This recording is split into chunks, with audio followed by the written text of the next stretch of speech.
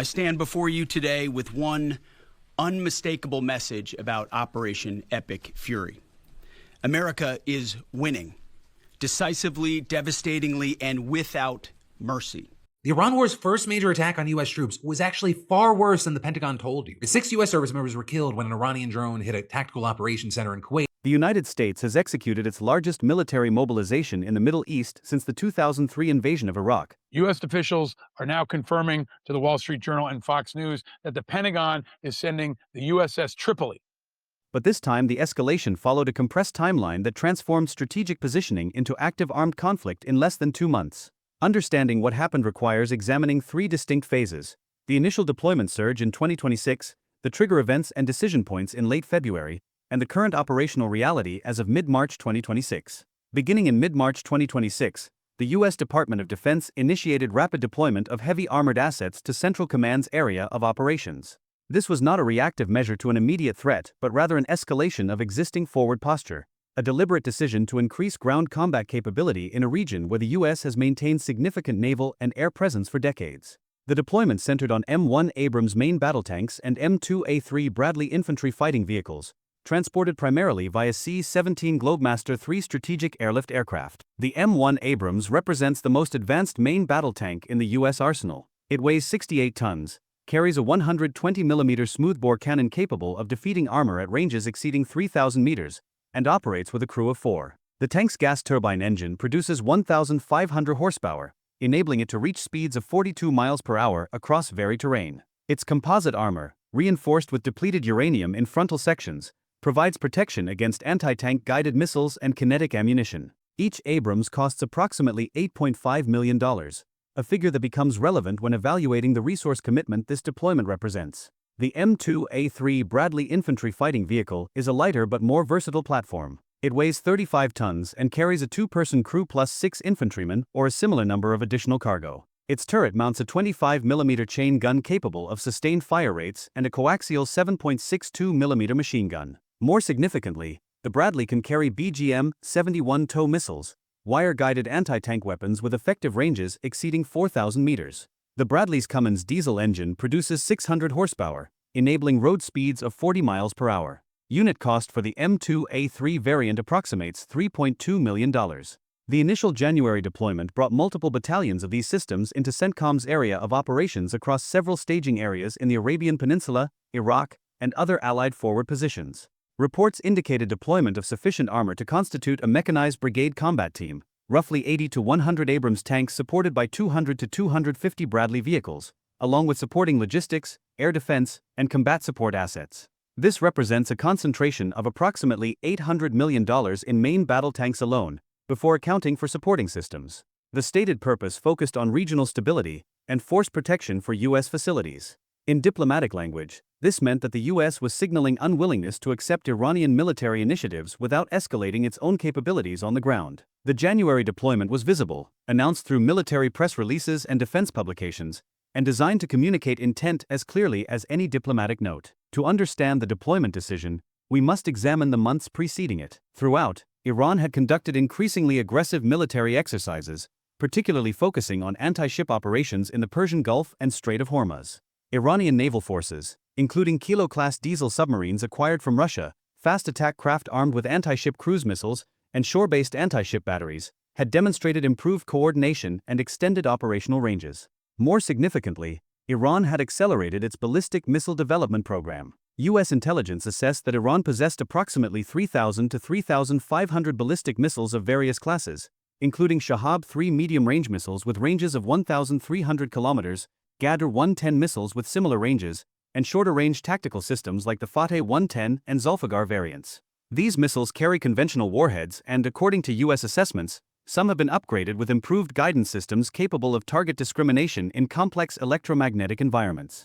Iranian drone capabilities had also expanded substantially. The Shahid-131 and Shahid-136 loitering munitions, essentially unmanned aircraft that fly to a target and detonate, have been demonstrated in conflicts across the Middle East and Eastern Europe. Iran produces these systems domestically and claims production rates exceeding 1,000 units per year. Additionally, Iran operates reconnaissance drones including the Mohajer 6, which can carry small missiles and provides real-time surveillance capability. The U.S. intelligence community assessed that Iran was consolidating its military assets into more coordinated operational formations, moving away from the asymmetric tactics that had characterized Iranian strategy for 2 decades. There was growing evidence that Iranian military planners were developing doctrine for what they described as full-spectrum regional deterrence.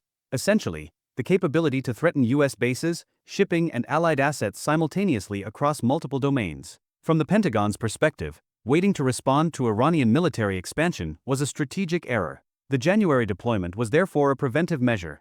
Establish overwhelming ground superiority in the Gulf region before Iranian forces could achieve technical parity in any specific domain. The presence of Abrams tanks and Bradley fighting vehicles represented something beyond their literal combat utility in a future ground conflict. They represented a statement that the U.S. military maintained escalation dominance and was willing to accept the financial and political cost of demonstrating it. The military buildup proceeded through January and into February without major incident. U.S. and allied forces established patrol patterns, conducted exercises with deployed armor, and maintained visible presence in international waters and airspace throughout the region. Iranian military units monitored these movements through satellite reconnaissance, signal intelligence, and human reporting networks. What occurred in late February 2026 remains partially obscured by the fog of war, but the publicly available reporting from multiple credible sources indicates the following sequence. Iranian naval forces conducted what U.S. officials characterized as an aggressive maneuver against the USS Eisenhower carrier strike group operating in the Gulf of Oman, approximately 150 nautical miles southeast of Muscat, Oman. The incident involved Iranian fast attack craft armed with anti-ship missiles approaching within engagement range of the carrier's outer defensive perimeter. The U.S. Navy responded by vectoring F/A-18 Super Hornet fighters from the Eisenhower's air wing to intercept the Iranian vessels. No shots were fired, but the incident demonstrated that Iran was willing to challenge American naval dominance directly, rather than relying solely on asymmetric tactics. Reports indicated that Iranian military units were mobilizing in the interior of the country, with particular focus on air defense systems around major population centers and military installations. Satellite imagery showed transport of short-range air defense systems, including Tor M1 and Avenger systems, to positions around Tehran, Isfahan, and other strategic locations. Iran's Islamic Revolutionary Guard Corps released a statement indicating that it would conduct a major military exercise focused on defensive operations against external threats. This exercise, labeled K-Bar 7, was announced to begin in February and include all branches of the armed forces. Publicly, Iran framed this as a routine exercise. Strategically, it was the equivalent of calling up military reserves and positioning forces in defensive formations. What happened in the end of month represents the actual trigger for the current conflict. According to multiple U.S. government and allied sources, Iranian forces either conducted or prepared to conduct a coordinated strike against U.S. and allied targets in the region. The exact nature of the strike, whether it involved ballistic missiles, drones, naval action, or some combination, varies slightly in different reports. However, the consensus assessment is that Iran initiated offensive military action intending to strike U.S. military bases in Qatar, the United Arab Emirates, and potentially U.S. naval assets in the Persian Gulf. The U.S. and Israel responded within hours with what military analysts describe as a decapitation strike, a coordinated air campaign targeting Iranian command and control centers, air defense installations, ballistic missile production and storage facilities, and Revolutionary Guard Corps bases.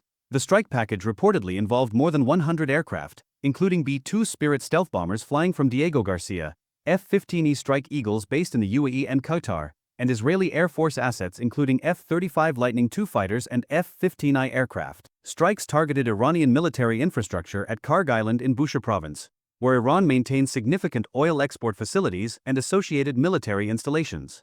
Additional strikes targeted air defense complexes near Tehran, ballistic missile production facilities near Semnan, and Revolutionary Guard Corps command centers in multiple locations. According to U.S. military statements, the strikes destroyed or significantly damaged approximately 70% of Iran's operational air defense systems, degraded ballistic missile storage capacity, and eliminated key command and control capabilities. As of mid-March 2026, the conflict has evolved into a pattern of sustained U.S. and allied pressure rather than a single decisive engagement. The U.S. continues air operations against Iranian military targets, conducting strikes approximately every 2 to 3 days against revised Iranian positions and emerging military threats. U.S. Central Command reports that Iran has suffered approximately 4,000 military casualties and has lost substantial quantities of equipment, including dozens of aircraft destroyed on the ground and significant damage to naval vessels in port. Simultaneously, the U.S. has continued deploying additional forces to the region. Most significantly, the Department of Defense ordered deployment of approximately 2,200 Marines aboard 3 U.S. Navy amphibious assault ships, specifically identified as the USS Tripoli, USS Preble, and USS Kearsarge, to the Middle East. These vessels carry the 31st Marine Expeditionary Unit, a combined arms force that includes rotary-wing aircraft, AH-64 Apache attack helicopters and UH-60 Black Hawk transport helicopters, artillery, air defense systems, and mechanized infantry. The inclusion of the USS Tripoli, an America-class amphibious assault ship, represents a significant escalation. America-class vessels displace approximately 45,000 tons and can accommodate up to 1,800 Marines in a full expeditionary configuration. They carry an integrated aviation capability with both fixed-wing and rotary-wing aircraft,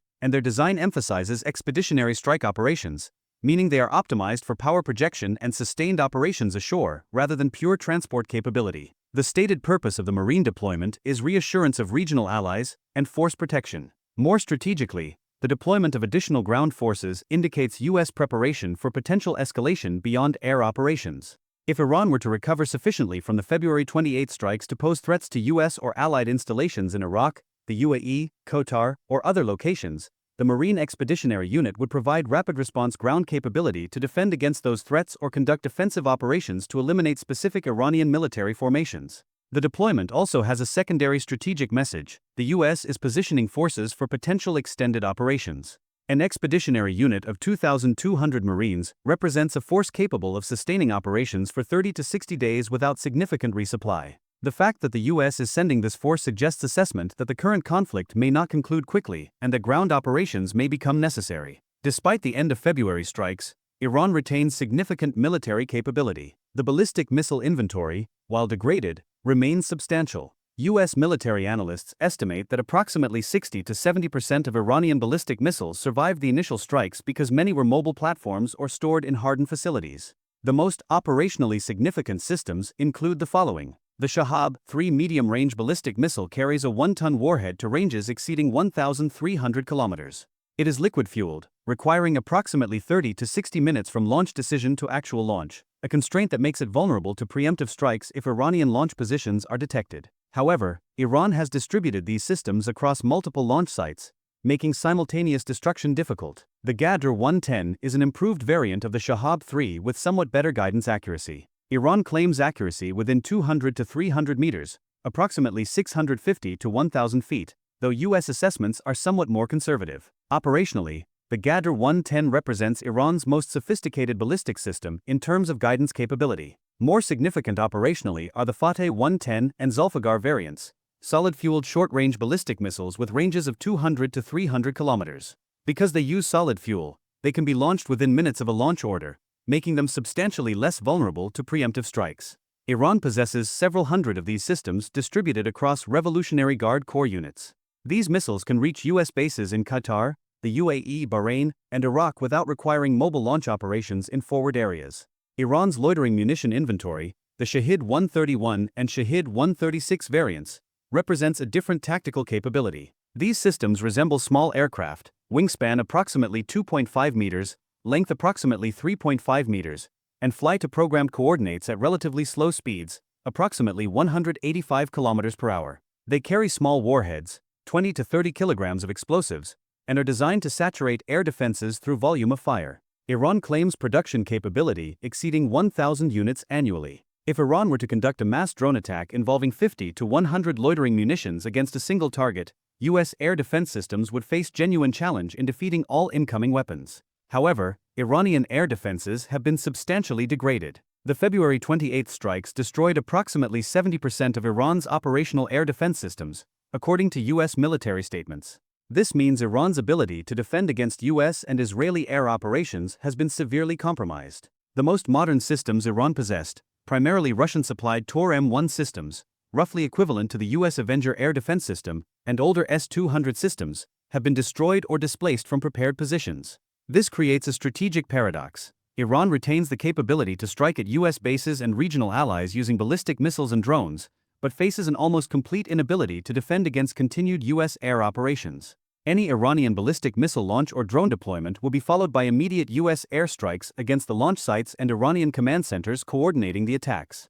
The attrition exchange rate overwhelmingly favors the U.S. The current military situation represents a temporary but significant American strategic advantage. The combination of air superiority, deployed ground forces, naval dominance, and technological superiority creates a military environment in which Iran cannot win a conventional conflict through further escalation. Any Iranian attack would trigger U.S. retaliation, exceeding the initial Iranian action. However, several uncertainties complicate the strategic picture. First, the political dimension remains unresolved. The February 28 strikes occurred without explicit authorization from Congress for expanded military action. While the War Powers Act permits military operations for 60 days without congressional authorization, that authorization expires in late April 2026. If the conflict remains unresolved by then, the Trump administration faces political pressure to either obtain congressional authorization or withdraw forces. That political timetable may shape military operations over the coming weeks. Second, the proxy warfare dimension has not ceased.